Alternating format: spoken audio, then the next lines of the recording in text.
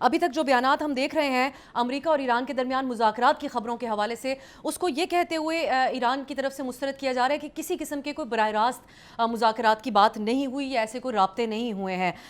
लेकिन क्या इस बात को कन्फर्म किया जा रहा है कि इन दीगर ममालिक के ज़रिए, क्योंकि अब इसमें पाकिस्तान का सालसी के हवाले से किरदार, उस पर बहुत बात हो रही है, उनके ज़रिए इनडायरेक्टली राब्ते किए गए हैं, इसको कन्फर्म किया जा रहा है? बहुत बहुत शुक्रिया मुझे बुलाने के लिए।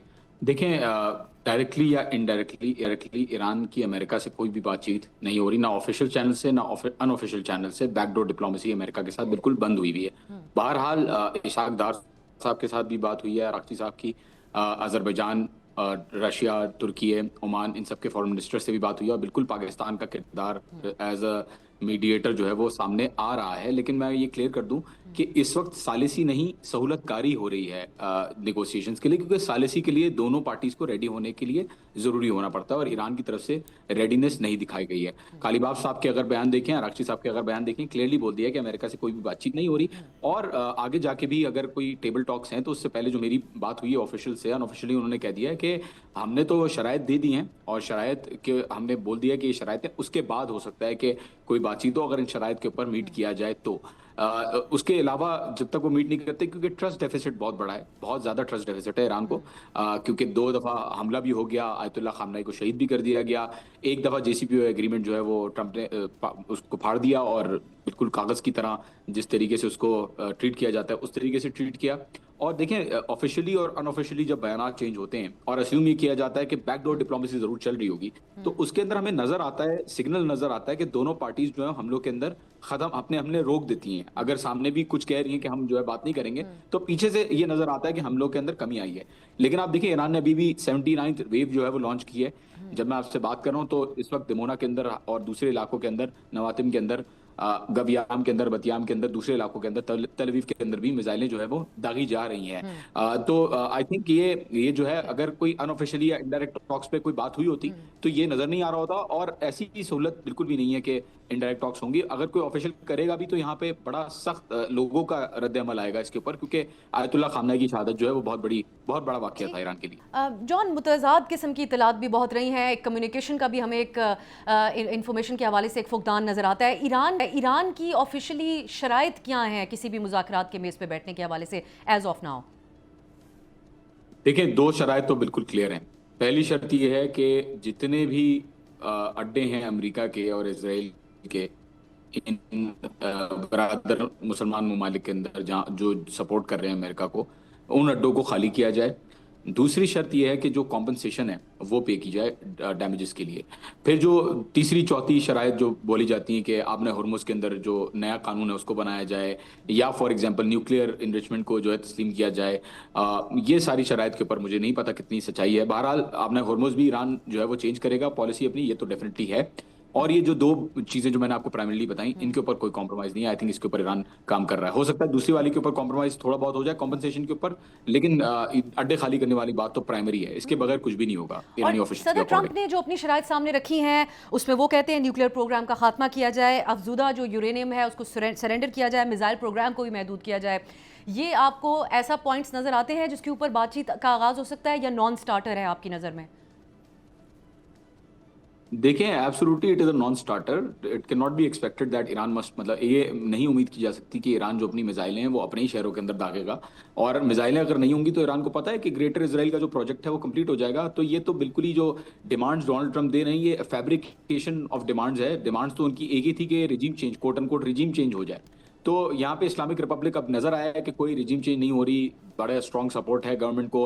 9 दिन बगैर किसी सुप्रीम लीडर के इतना सपोर्ट रहा।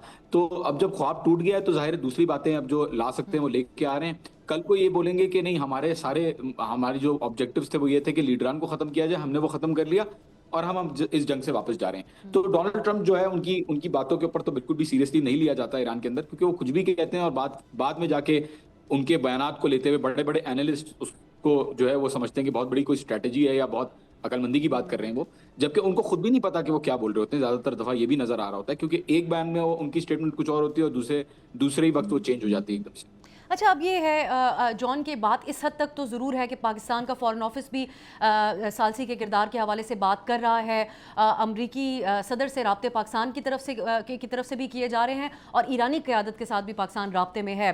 सो अब जो ईरान का एक वाज़ेह मौक़िफ़ रहा, जिसका भी आपने भी जिक्र किया कि ट्रंप को किसी भी सूरत एतमाद नहीं किया जा सकता, लेकिन क्या पिछले दिनों में चीज़ें तब्दील भी हुई हैं ईरान के लिए?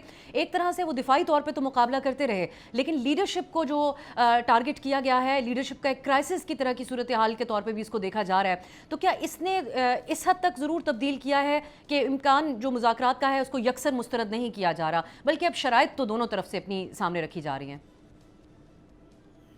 देखें, ये दोनों तरफा नहीं है। ये ईरान ने 1 मिलीलीटर भी स्ट्रेट ऑफ हॉर्मुज़ से तेल नहीं गुजरने दिया अमेरिका को, इतनी बड़ी सुपर पावर को। आई थिंक ये डेफिनेटिवली, ये एक ही चीज़ अगर आप ले लें, दूसरी मिसाइलों को और ड्रोन्स को छोड़ दें, ये एक ही चीज़ अगर आप ले लें तो आपको समझ में आएगा कि who is running the ship. जो कश्ती है वो कौन चला रहा है।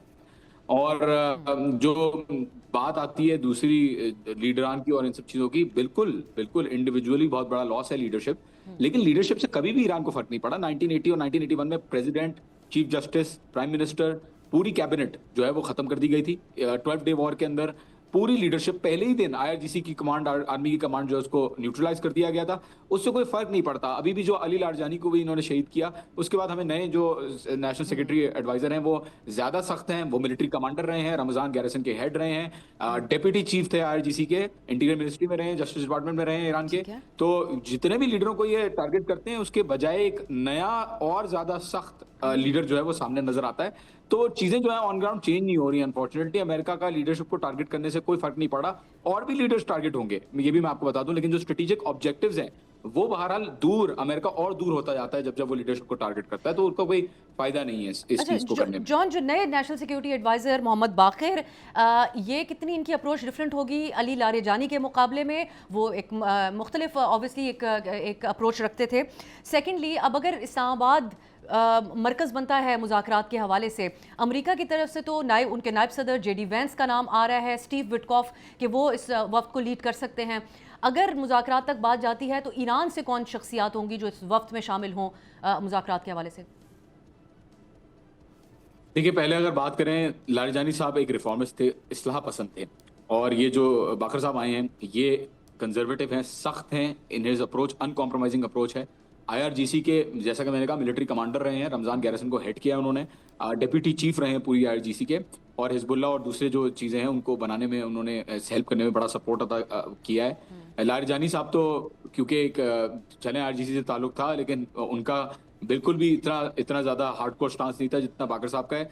आई थिंक ये जो अभी आए हैं और इतनी डायरेक्ट मिलिट्री कमांड को आपने जो है वो इस पोजीशन के अंदर जो है, जिनका पॉलिटिकल एक्सपीरियंस भी है बहरहाल, लेकिन उनको जो लगाया है, आई थिंक अभी नजर आ जाएगा कि किस तरीके से पॉलिसी चेंज होगी। और जो आपका दूसरा सवाल है कि JD वैंस आएंगे, स्टीव विटकॉफ आएंगे, ईरान की तरफ से अगर कोई आ जाए तो मुझे नहीं लगता कि कोई आएगा, क्योंकि देखें, let's be rational about it. जब नजर आ रहा होता है कि, मतलब आप तो बिल्कुल सही कह रही हैं, मैं आपको नहीं कह रहा, जनरली कह रहा हूँ कि जो नजर आता है सामने जंग के दौर में जो है वो नजर आता है कि आप स्टेटमेंट्स दे रहे होते हैं, लेकिन पल्सेस जो है वो कम एंगेज हो रही होती हैं, जबकि ईरान और इजराइल के बीच में हमले जो हैं अभी भी चल रहे हैं।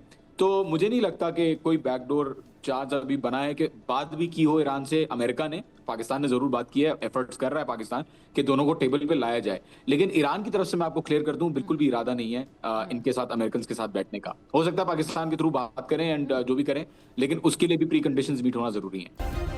सब्सक्राइब करें और बेल दबाएं ताकि कोई खबर रह न जाए।